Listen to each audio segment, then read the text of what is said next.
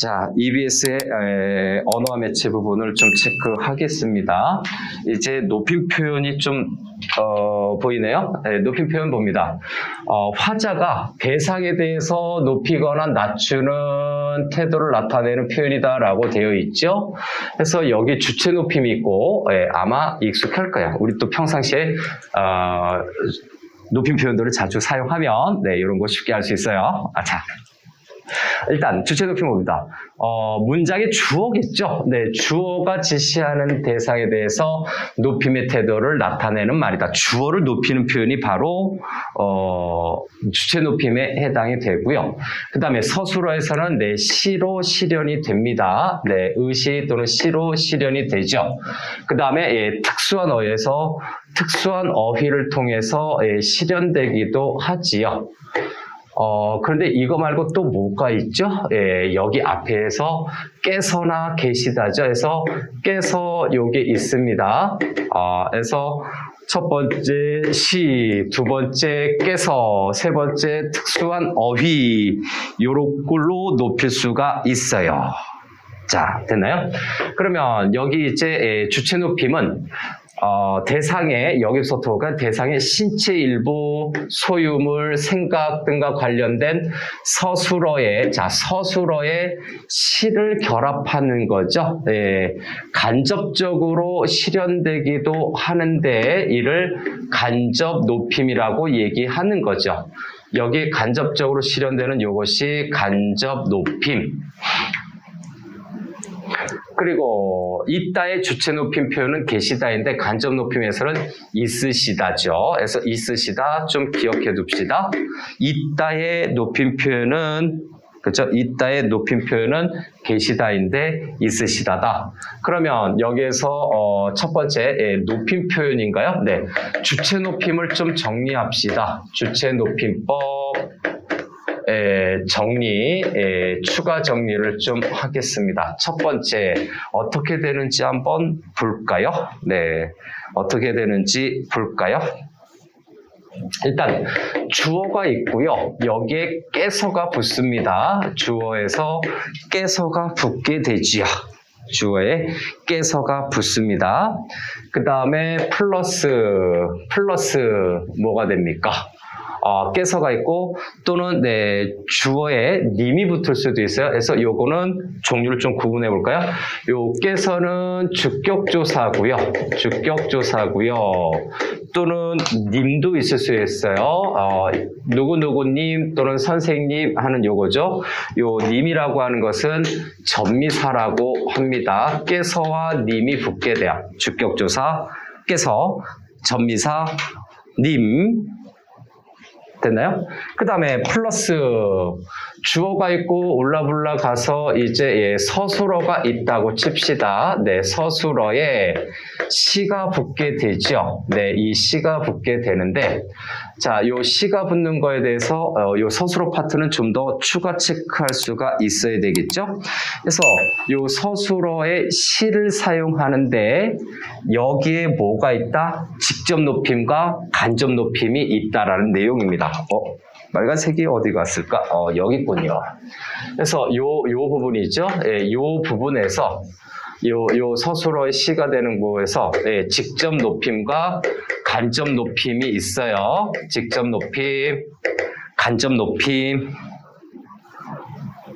됐나요? 그래서 요거는 직접 높임인데 직접 높임은 주어를 직접 높이는 거죠. 네, 주어를 직접적으로 높이는 거예요. 한마디로 의미가 주어로 바로 가요.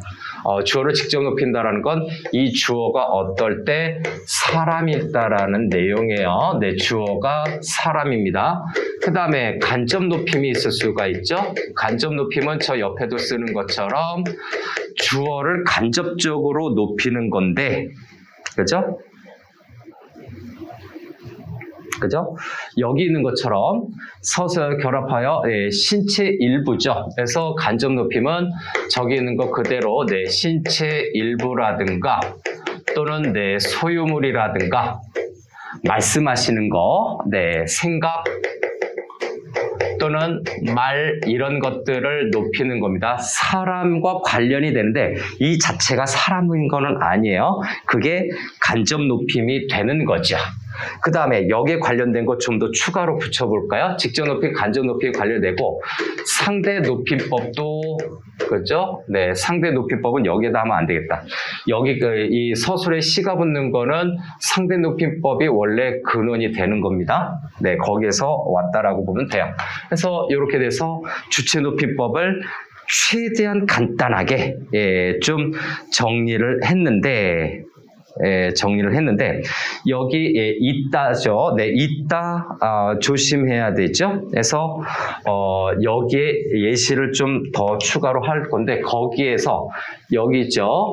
주어 간접 높임이 있기 때문에 그 다음에 여기 목적어라든가 중간에 들어가는 말, 그 다음에 요 서술어 부분이죠. 요 부분에 뭐를 사용할 수 있느냐?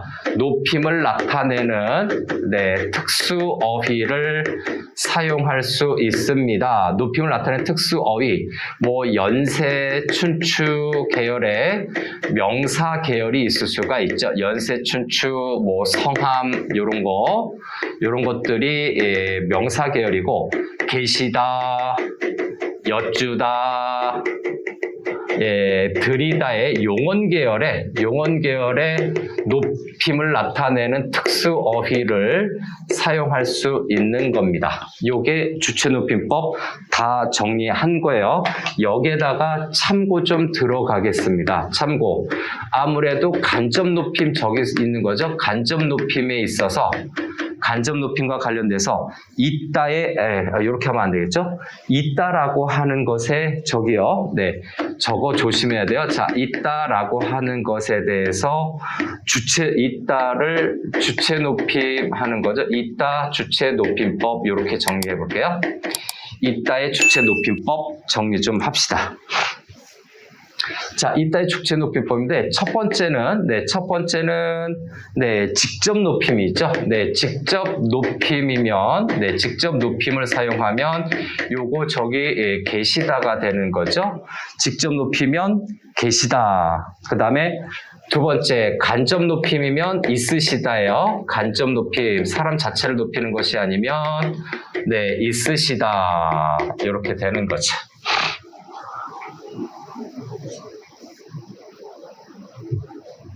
자, 됐습니까?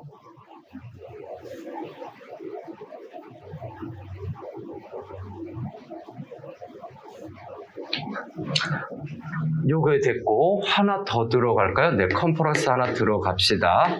요 주체 높임법에 관련돼서 또 추가 체크해야 될 건 압존법이라는 것이 있어요. 압존법 요것도 추가로 알아둡시다. 네, 종류를 좀 추가한 거죠. 압존법. 자, 요거의 종류 특징인데 압존법은 첫 번째 어떤 발화의 주체가 있어요. 네, 주체와 화자 간의 관계를 보면 주체보다 화자가 높을 때입니다. 다시 한번 주체가 화자보다 높다라고 하더라도 그죠? 청자가 주체보다 높을 때 하니까 여기 하나 더 옆으로 할까요? 청자가 이렇게 되는 경우죠. 그래서 1번 이렇게 해서 청자가 주체보다 더 높아요. 이런 관계가 성립이 될 때 됐나요?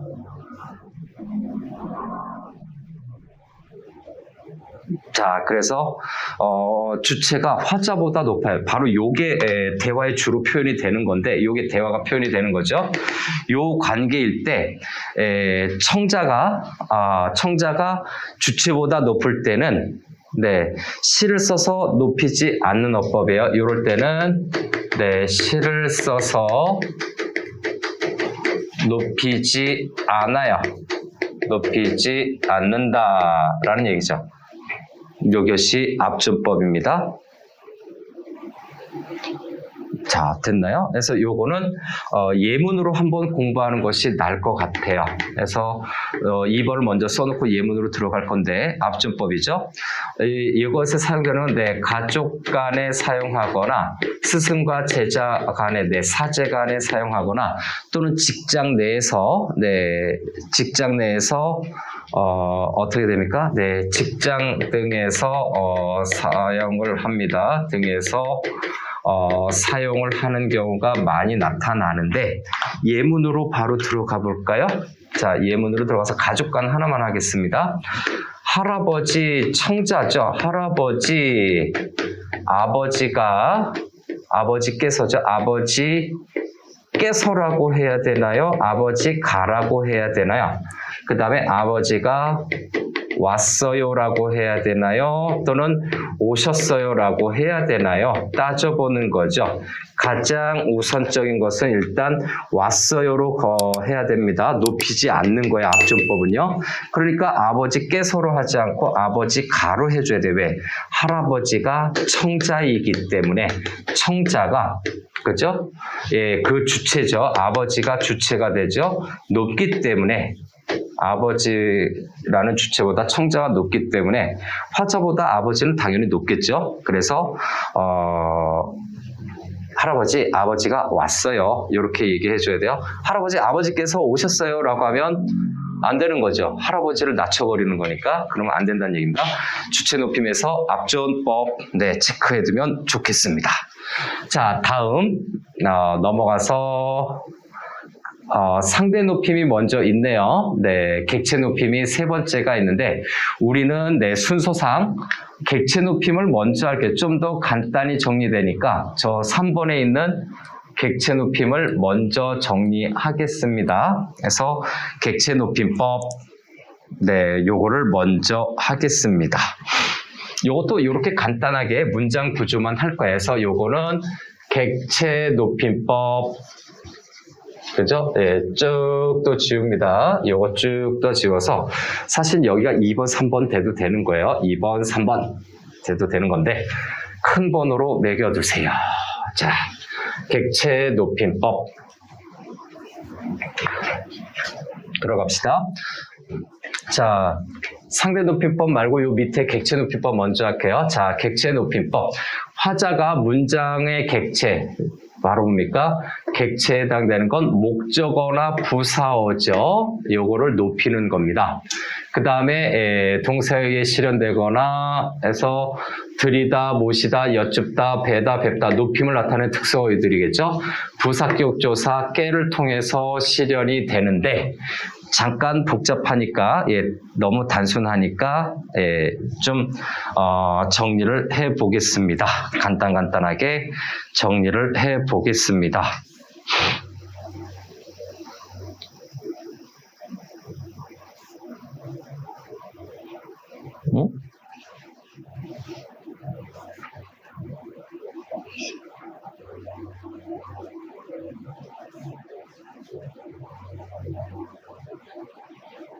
자, 됐나요? 시작해 볼게요. 객체 높임 준비하겠습니다. 객체 높임은 구조가 좀 단순해서 이렇게 해볼게요. 일단 앞에서 본 것처럼 객체 높임은요, 주어가 있고요. 그 다음에 목적어가 동시에 쓰일 수도 있고 따로따로 쓰일 수도 있어요. 그 다음에 부사어가 있고요. 부사어가 있는데 이 부사어에 특수 조건이 좀 들어갑니다. 깨가 붙을 수가 있거든요. 그 다음에 서술어가 있는 구조가 된다. 풀로 구조를 잡아봤어요. 그러면 여기 부사어가 요 깨가 붙는 조건이 되죠. 부사어가 이렇게 깨가 붙는 경우에 이 부사어가 바로 사람일 때요. 부사어가 사람이 들어갈 때는 깨를 쓸 수가 있어요. 그러면 서술어가 높이는 대상이 첫 번째 이렇게 부사어를 높이는 경우가 있죠. 그래서 첫 번째 부사어 높임으로 체크를 해볼게요. 그런데 만약에 부사어가 없다면 이렇게 부사어가 없는 경우도 있잖아요. 그럴 때는 두 번째는 이 목적어를 높일 수도 있는 거죠. 사람의 부사어가 없으면 두 번째 목적어를 높일 수도 있어요. 목적어 높임 이렇게 볼 수 있어요. 그래서 객체 높임은 생각보다 단순하다. 네, 단순하게 봐도 괜찮을 거예요. 그 다음에 세 번째는 여기 있는 것처럼 주어 부분부터 시작해서, 물론 사물이 주어가 되겠죠. 그 다음에 객체 높임이니까 목적어 부분, 부사어는 높일 수도 있고, 요걸 사용할 수도 있고, 안 사용할 수도 있고, 사람일 때만 아니고, 사물일 때죠. 네, 사물일 때.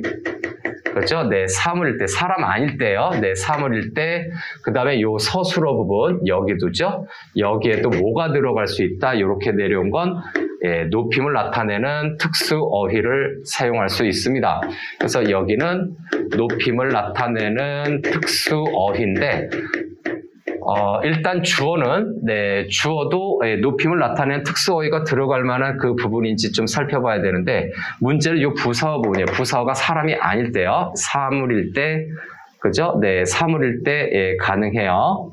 그래서 사용할 수도 있고, 사용할 수 없을 때도 있는데, 사물일 때만 가능해요. 사람일 때는 높임을 나타내는 특수어휘를 쓸 수가 없다라는 거죠. 자, 다음에 상대높임법으로 갑시다. 상대높임법은 격식체와 비격식체의 종결어미로 실현이 됩니다.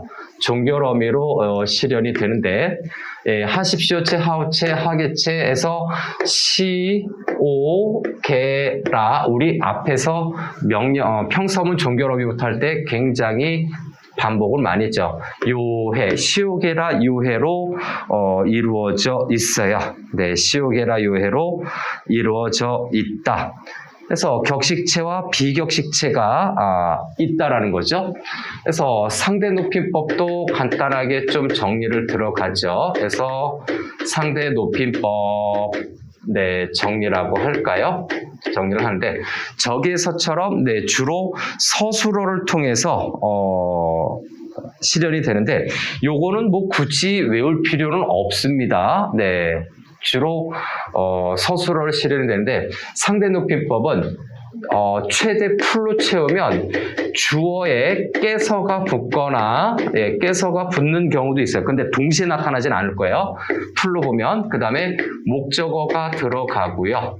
그 다음에, 부사어에, 깨가 들어갈 수도 있겠죠. 네, 깨가 들어갈 수도 있는 부분이 있을 수가 있고, 플러스 서술어인데, 상대높임법 여부는 여기에서 따진다는 내용이죠. 여기에서 상대높임법이 실현이 됩니다. 상대높임법 실현은 서술어에서 나타나는 거죠. 그래서 이 서술어에 하십시오체, 시오게라 격식체죠. 그 다음에 요해라고 하는 비격식체가 사용이 됩니다.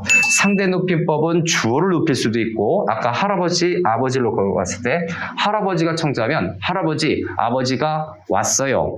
만약에 아버지가 청자면 아버지, 할아버지께서 오셨어요. 이렇게 표현하는 거 상대높임법에 들어갈 수가 있습니다. 그래서 주체 높임과 객체 높임이 한꺼번에 어우러지면서 이 서술어의 부분에서 뭡니까? 그 상대높임법이 실현이 되는데, 이거 외울 필요는 없어요. 그죠? 외울 필요는 없습니다. 다만 명령형이죠. 명령형은 좀 기억을 해두는 걸 권장합니다. 명령형에서 요건데, 그 중에서 시오게라 요해서 아까 평서문 요거 그거 있었죠. 그래서 거기에서 평서문 종결어미, 그 다음에 의문형 종결어미, 그 다음에 명령형 종결어미가 있었죠. 그래서 명청감이 있는데, 요게 합쳐져요. 5개의 종결어미가 합쳐진다라는 내용이죠. 그 중에서 요 명령형 종결어미는 좀 특수하게 기억하는 것을 굉장히 권장합니다. 그래서 요거 예를 들어서 명령어미 예시를 좀 들게요. 안녕히 가십시오. 우리 고속도로 톨게이트 지나가면 요거죠.